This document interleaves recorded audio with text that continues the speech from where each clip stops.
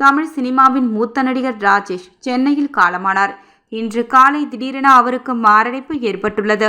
இதையடுத்து மருத்துவமனை கொண்டு செல்லப்பட்டார். ஆனால் வழியிலேயே அவரது உயிர் பிரிந்தது. முதல்வர் ஸ்டாலின், விடுதலை சிறுத்தை கட்சி தலைவர் திருமாவளவன் நேரில் அஞ்சலி செலுத்தினர். மேலும் திரையுலகினர் அஞ்சலி செலுத்தி வருகின்றனர்.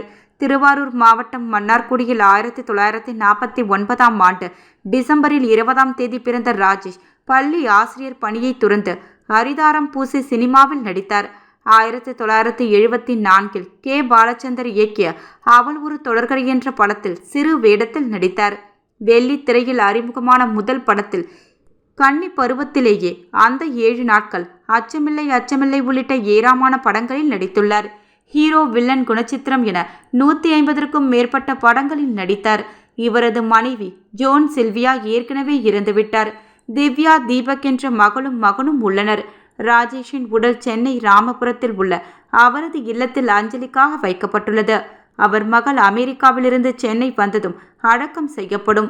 இவரின் திடீர் மறைவுக்கு திரையுலகினர் ரசிகர்கள் இடையே அதிர்ச்சியையும் சோகத்தையும் ஏற்படுத்தியுள்ளது.